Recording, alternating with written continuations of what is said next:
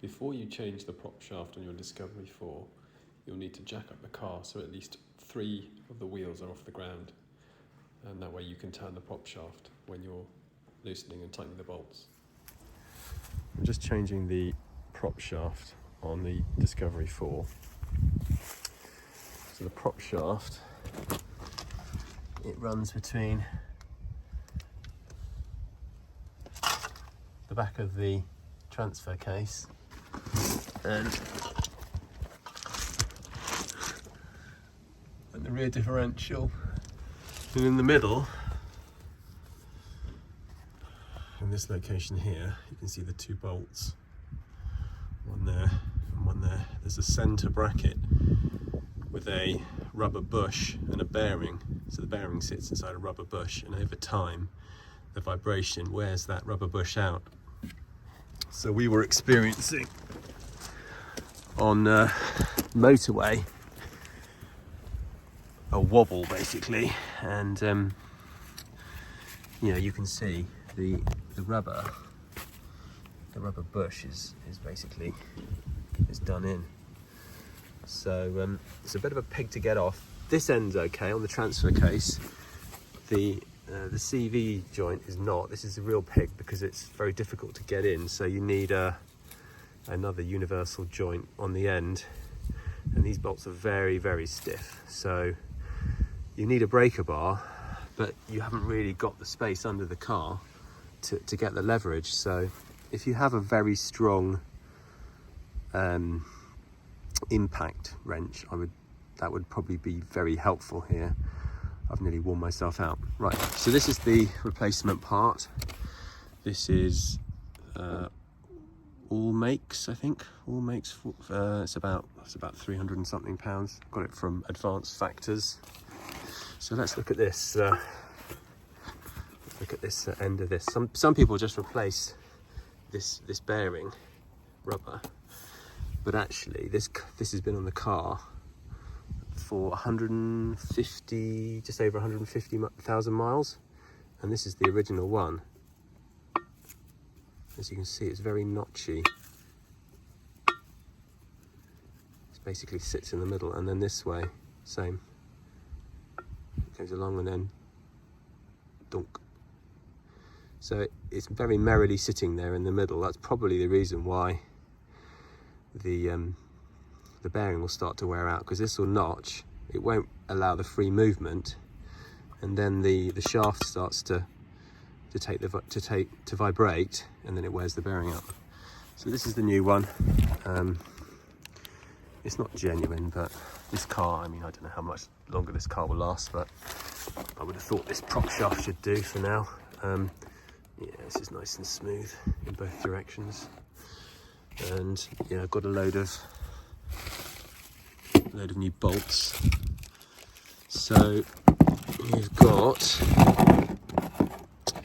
these are 13mm for the centre bearing, and then you've got E14s for this end on the rear differential, and then these are E12s. I think there's, how many are there? 1, 2, 3, 4. There's 6 of those, and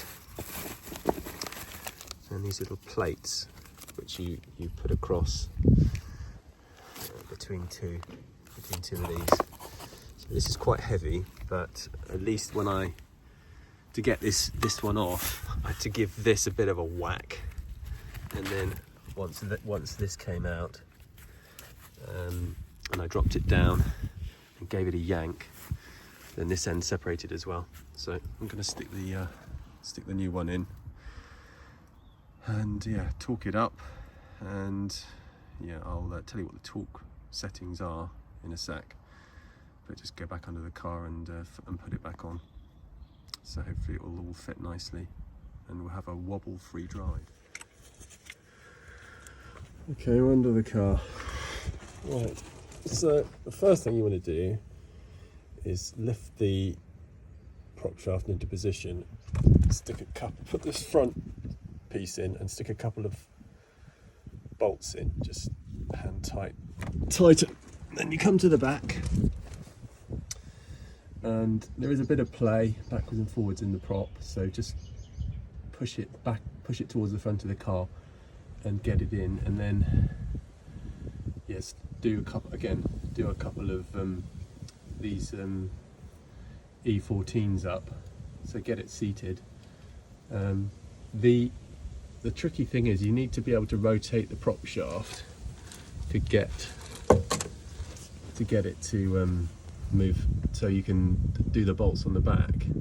So I've just been getting out of the car, getting out from under the car, putting the handbrake on if I need to lock it so I can tighten or whatever. So it's a bit of a faff, but yeah, it's okay. We get there in the end. And yeah, once you've tightened those up, then you've got the centre bearing bracket here. So it goes underneath this. If you can see, there's a little pipe or something there that goes behind that, so just push that out of the way, and then the other one's there, and those are 13mm. So yeah, start at the front, do that one first, then do the back, and once they're all on, we'll torque them up. I'll tell you what the torque settings are in a second. Right, I'm just here at the back where the differential universal joint is. So when you're putting this back on, just go around gradually tightening these bolts, because what you're trying to do is just gradually push this onto the plate here. So yeah, it will gradually ease on. Just go round and round and round. So I've got the handbrake off, and I'm just pushing the wheel.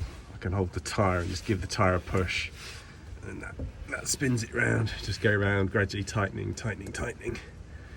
And the front bolts are very easy to do, but these ones obviously are a bit chunkier, so just take your time. And then once they're all in and seated, we'll torque them up. Okay, the bolts are all in the front. The bolts are all in the back. They're all snugged up, so I need to torque them up. So just putting the centre bearing ones in. So the torque settings are 30 Newton meters for these ones. These ones are 73 Newton meters, and the ones at the back are 155.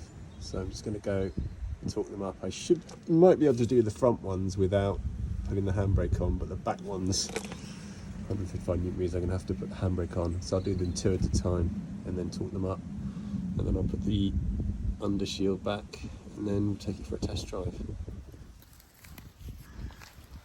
So the car's all back together. I've test driven it, it's all fine.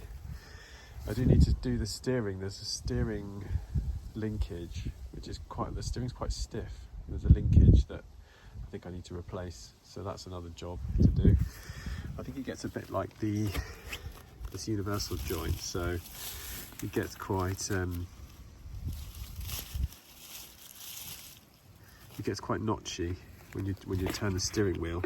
So one direction's okay, like say that one, but the other one is completely seized up. So it will turn okay for the first bit, and then it's really hard, and it's seized, and then it will. So yeah, when you turn the steering wheel, you kind of get a soft, hard. So yeah, I need to do that as well. And then I've also got to replace the fuel burning heater, so I bought a spare off eBay, so hopefully we can get that working as well. And then the other job that needs doing is the front control arms need replacement, so it's another job that I'm not really looking forward to doing. But yeah, that was probably about 3 hours of work with all the wrestling under the car.